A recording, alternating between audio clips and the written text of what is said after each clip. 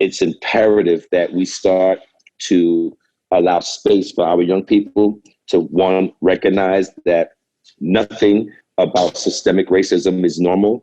And the trauma that comes from that is not normal. And it's okay to say that we're hurting, and it's okay to ask for help.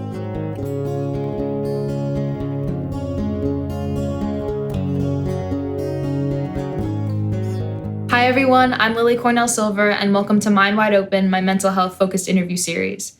Today, I am talking to actor, activist, and artist Michael K. Williams about the mental health of youth of color, race-based traumatic stress, and intergenerational trauma. Additionally, with today being Dr. Martin Luther King Day and a day of activism, we are talking about an initiative that Michael is part of called Crew Count, which works to protect the community's most disenfranchised and marginalized members from being criminalized without constitutional cause by engaging them into the voting process while also addressing food insecurity and gun violence. I am going to be putting the link to the GoFundMe for Crew Count in my bio, so please donate if you're able. Thank you so much for watching, and I hope you enjoy.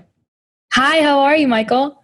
I'm finding yourself. Happy holidays. Thank you. You too. First and foremost, I just want to say thank you so much for being here. You and your work exemplifies the mission of Mind Wide Open to a T in bringing awareness to and fighting for systemic change, and especially the mental health and well-being of marginalized communities and youth of color. So it's an honor to have you here. Thank you so much. Thank you. So one of your latest projects around social justice is the Crew Count initiative. Could you describe in your own words what that is? Yes, ma'am. So during the Bloomberg administration, a program was implemented called Operation Crew Cut. And what that did was that expanded the gang database to up to like 40,000 names, unbeknownst to the people who were actually on the list. So say, for instance, if you were visiting your grandmother who happened to live in my building, and if I was a gang member and you happened to be stopped and frisked, which if you were a Black male was like a 99% chance that would happen, you would then be put on that list, a gang database list, and then they would survey you. So Dana came up with this great idea to counteract that. And so we started a program called Operation Crew Count.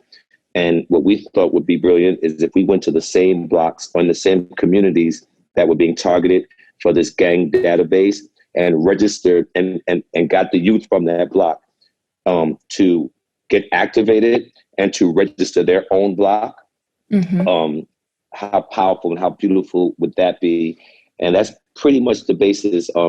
We get the youth from the community. We give them a budget. We hire them, and then we give them a budget to hire DJs. They hired a marching band, the Empire Marching Band from Brooklyn. They buy the food. They have one of the parents of the youth. He comes around with his huge jerk barrel, like a jerk chicken oven, and they cook out on the street. And we hire DJs, and it's a beautiful thing. And while we're having all this fun, they are at a table registering the community to get counted on the census and to be registered voters. And we started it for the census and the presidential election, which just passed. But we thought it was important for New York City to keep the momentum going straight up into the mayoral election in 2021, June. That's beautiful. That's incredible. And such, that idea of occupying the space and that kind of boots on the ground work is so amazing. So thank you for doing that. I thank you for thanking me, but there's no need to thank me. I'm doing nothing special. I'm only doing what I'm supposed to be doing. Right. I'm from these communities. I don't like that narrative of putting me on the pedestal, like I'm doing this nice thing for the children. No.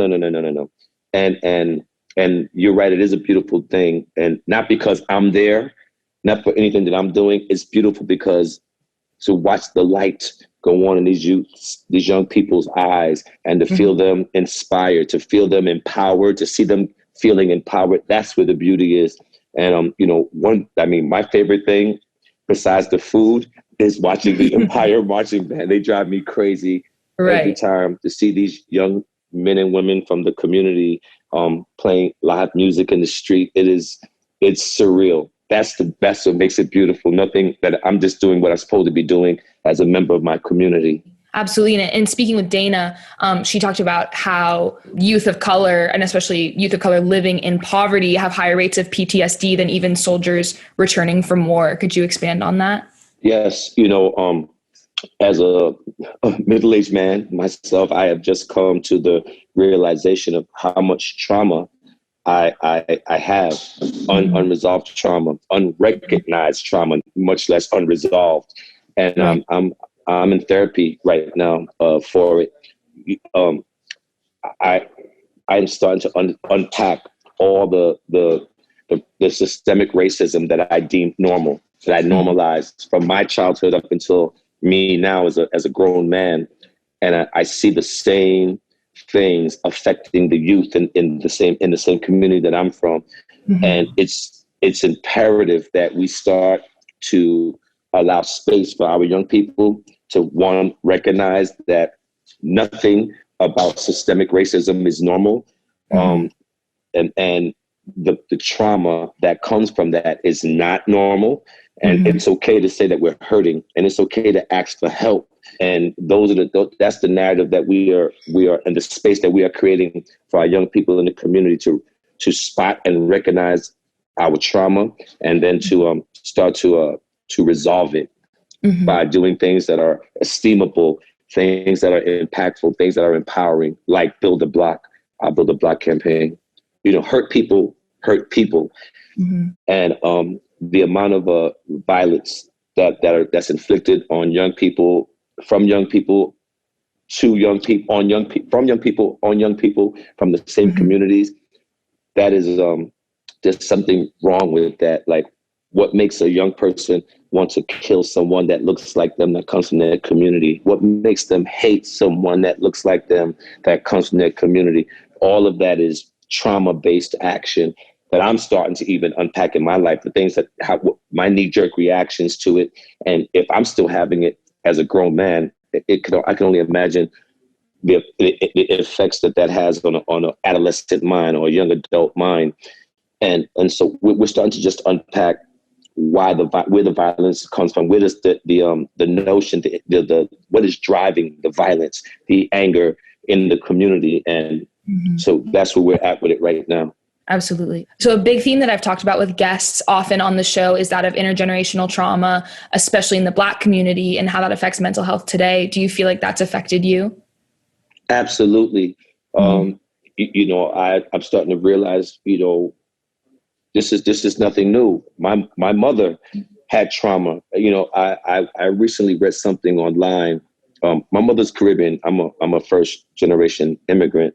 Well, her parents, I'm child of an immigrant mom, and she's from the Bahamas.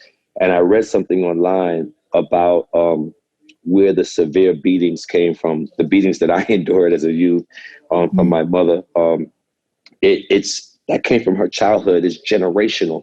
This thing about some slavery. Basically these violent beatings. When she was in a woman, it got passed on to her it got passed on to me when I was in her womb. And the thing of, I understand now where the impact from these beatings came from, out of fear. She didn't want me to get in trouble. She didn't want me to. She'd rather her beat me than the man beat me, or get beat by the system. And so, I was always beat as a way to be made to be good. It had its good impact on me, and also had its negative impact on me. And I'm starting to unpack that now as an adult. And a huge part of that obviously has to come from like systemic change, but how do you feel like you're unpacking that on a personal level? Number one, I have therapy. I have therapy every day. In fact, I started to set aside one day out the week. And I call, and today is supposed to be my day, and I'm working like a crazy person.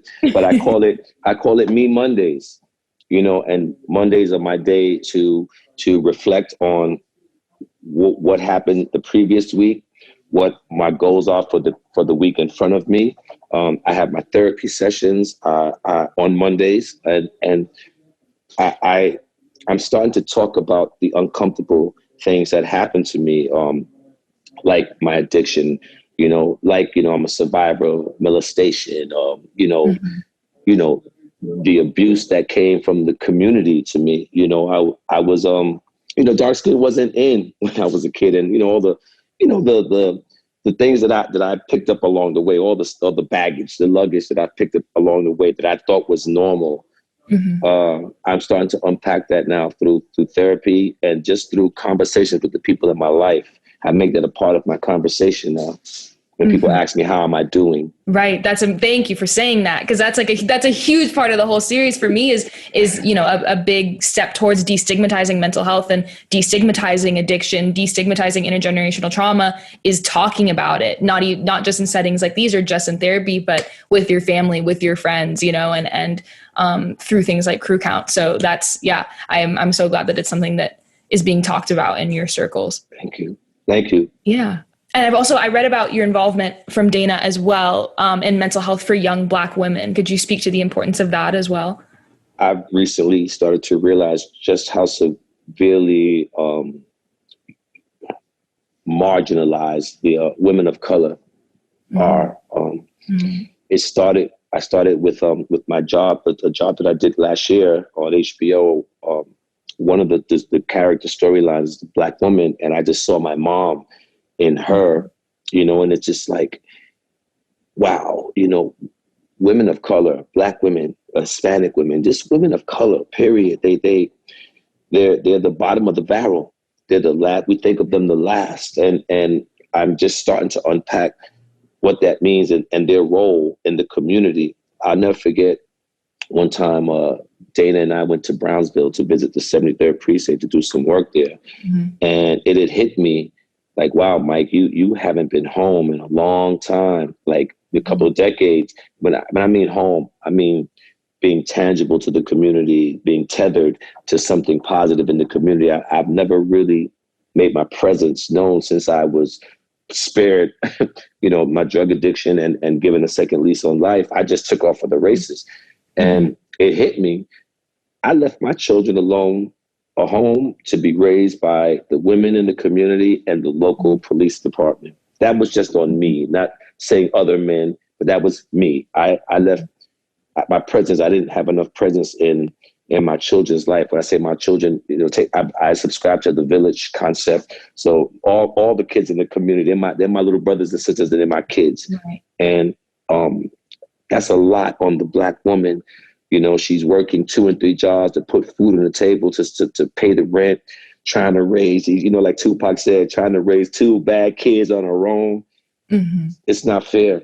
It's not fair. And then, they have to be there for us. I'm starting to unpack us as men. When I say that, I'm starting to unpack women who are incarcerated. Jesus Christ, Mm-hmm. how forgotten is the female population of women of color in the penal system. Mm-hmm.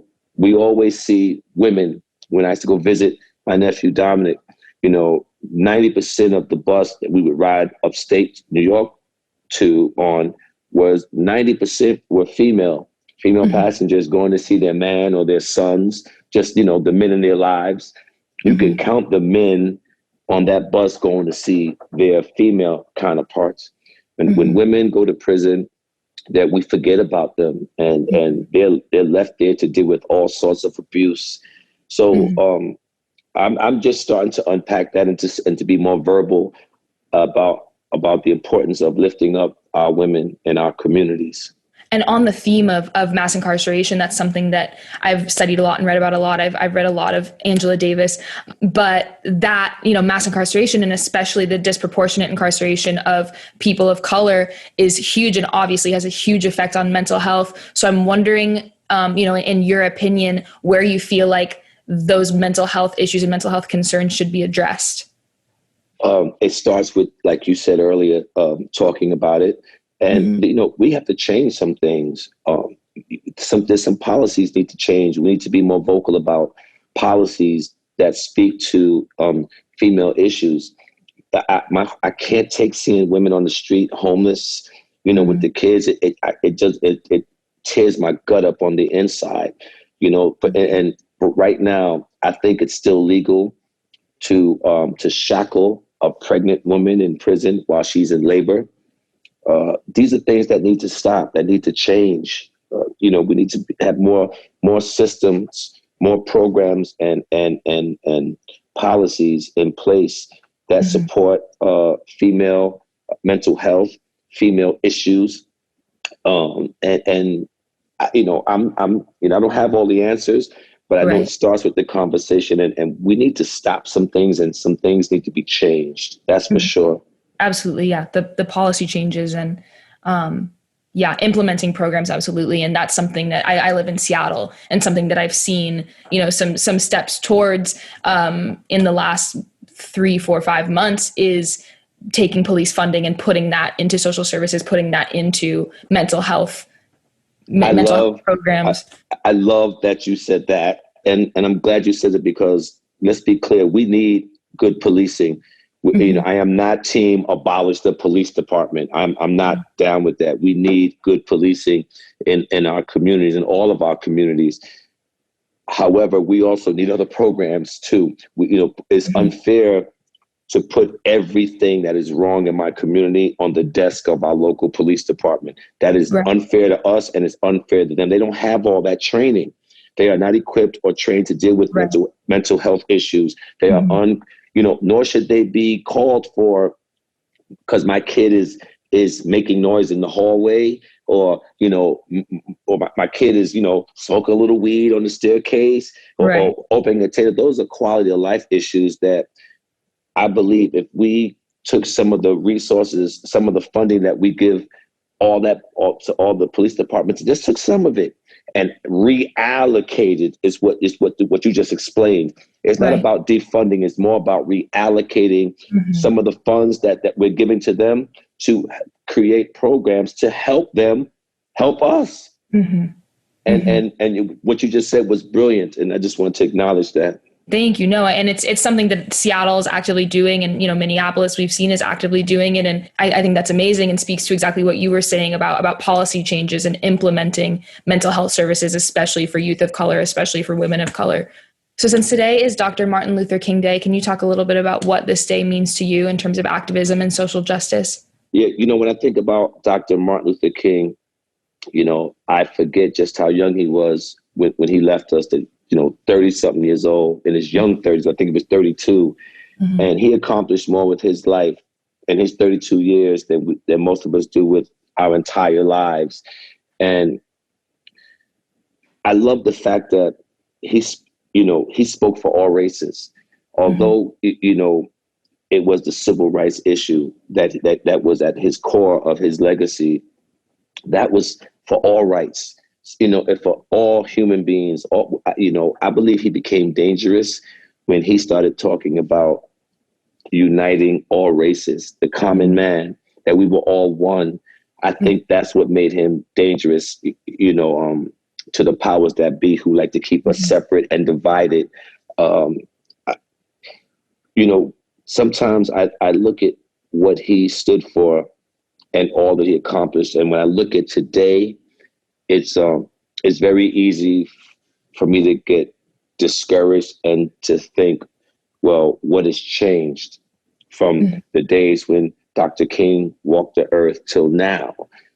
It's very easy for me to say what has changed, but the fact that you and I are sitting here right now having this conversation, white woman, black man, talking about unity and things in the community, Mhm. it's that's proof that we are going in the right direction. Are we there yet? No, but we're Mhm. definitely moving in the right direction. And I believe that that's what he stood for, working hard, working to help people, not being afraid. I think back at how fearless he must have been in the face of all that adversity. Mhm. If I could just have an ounce of that right now, I'm ahead of the game. And I just, you know, uh, he's definitely one of our heroes. And in a similar vein, my last question for you is, what is something that's giving you hope right now? The main thing that gives me hope right now is the youth, that Dana and I are so fortunate to be around, Mhm. to see them smile, through all their pain, through all their trauma, to see little flickers of hope in their eyes, of aspirations of wanting to be better, or where they see themselves, to hear them talk about their dreams for the future, gives me hope. It gives me hope. That's, I'm a sucker for the youth, and to see them, I tell them, don't follow me. Tell me where we're going. You take the Right. wheel. I love seeing them feeling empowered. I love seeing them dreaming. I love seeing them feeling hopeful. That's where I get my hope from for the future. Amazing. Well, thank you so much for being here, Michael. It's truly an honor to speak to you, and I hope our paths cross again sometime. I'm sure it will. Have a good therapy session, first and foremost. Thank you. Me Mondays. Everybody get a Me Monday going on.